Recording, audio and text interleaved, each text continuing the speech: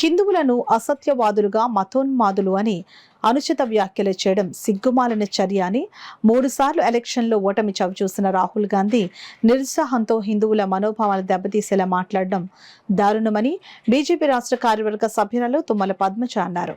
రాహుల్ గాంధీ హిందువులపై చేసిన వ్యాఖ్యలకు నిరసన ధర్నా కార్యక్రమం దిష్టిబొమ్మ దగ్ధం సర్పవరం సెంటర్లో BJP media in charge Tummalapalli Nani ఆధ్వర్యంలో నిర్వహించడం జరిగింది. ఈ సందర్భంగా రాహుల్ గాంధీ పార్లమెంట్లో హిందువులను అసత్యవాదులుగా మతోన్మాదులు అని అనుచిత వ్యాఖ్యలు చేయడం సిగ్గుమాలిన చర్య అని 3 సార్లు ఎలక్షన్స్లో ఓటమి చవిచూసిన రాహుల్ గాంధీ నిరుత్సాహంతో అవాకులు చెవాకులు పలుకుతున్నారని, హిందువుల మనోభావాలు దెబ్బతీసేలా మాట్లాడిన రాహుల్ గాంధీ పార్లమెంట్ సాక్షిగా క్షమాపణ చెప్పాలి అని బీజేపీ రాష్ట్ర కార్యవర్గ సభ్యురాలు తుమ్మల పద్మజ డిమాండ్ చేశారు. దేశ విభజన కావచ్చు, ఎమర్జెన్సీ సమయంలో ప్రాథమిక హక్కులు కాలరాయడం, సిక్కులు ఊచకోత, మత సంతులిష్టీకరణ రాజకీయాలు కాంగ్రెస్ విధానాలు అని దుయ్యబట్టారు. హిందూ సంఘాలు, ఆర్ఎస్ఎస్ వారు పాల్గొనడం జరిగింది. ఈ కార్యక్రమంలో బీజేపీ నాయకులు సీనియర్ నాయకుడు పైడా భావన్ ప్రసాద్, కాళ్ల ధనరాజ్, అప్పాజీ, చోడిశెట్టి రమేష్ బాబు, గూటూరు పద్మ, పెండం శ్రీదేవి, ఘంటసాల గోవింద్, నాగరాజు, పక్కి మణిబాల సింగ్, విశ్వ హిందూ పరిషత్ అధ్యక్షులు రాజు, ఆర్ఎస్ఎస్ మామిడాల శ్రీను తదితరులు పాల్గొన్నారు. హిందూ దేశంలో పుట్టి హిందూగా ఉన్నటువంటి ఇటలీ పుత్రుడుగా అతన్ని మేము ఫీల్ అవ్వాలా? భారతీయులుగా ఫీల్ అవ్వాలా?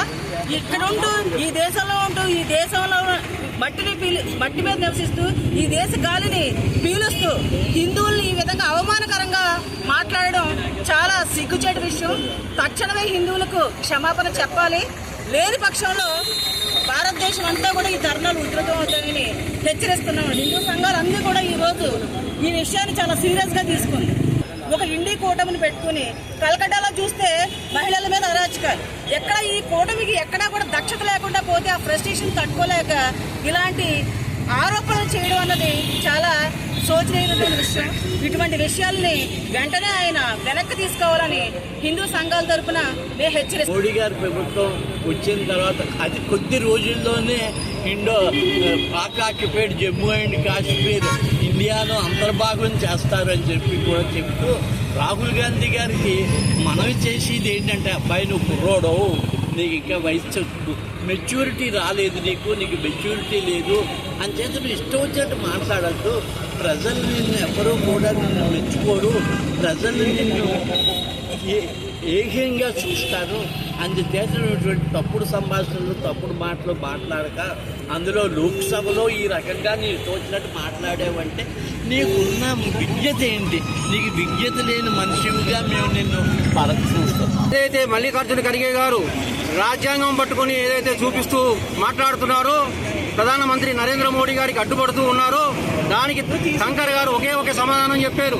రాజ్యాంగం చేతిలో పట్టుకోవడం కాదు, రాజ్యాంగం చదువుకోండి, అందులో ఏముందో తెలుసుకుని హుందాగా రాజ్యాంగంలో ప్రకారం సభని హుందాగా నడపడానికి నేర్చుకోండి అని చెప్పడం జరిగింది. దాంతో ఏం చేయాలో పాల్పోక బైకాట్ అని చెప్పేసి వెళ్ళిపోవడం జరిగింది సిగ్గు విడిచి.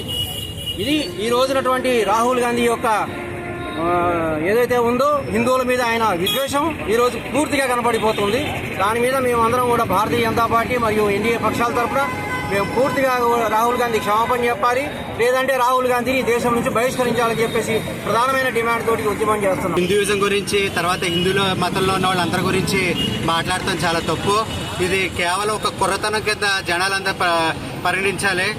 రాహుల్ గాంధీ చేసి చేష్టలు 55 ఏళ్ళ తర్వాత కూడా చిన్న కుర్రోళ్ళటి పిల్లోడు చేసిన పద్ధతిలో ప్రవర్తిస్తున్నాడు. హిందూయిజాన్ని ఎంత పైకి తీసుకెళ్లారంటే మోడీ గారు ఈరోజు అన్ని మతాలు బాగా ఉండాలని చెప్పేసి, ప్రతి మతం పైకి రావాలని చెప్పేసి అయోధ్య కానీ అలా కాశ్మీర్లో ఆర్టికల్ 370 కానీ ఇవన్నీ తీసుకొచ్చింది మోడీ గారు. అలాంటి మోడీ గారిని చిన్నపిల్ల చేష్టల్లో చిన్నపిల్లోళ్ళగా ఎద్దో చేయడం తప్పని చెప్పేసి మేము గట్టిగా వాదిస్తున్నాం.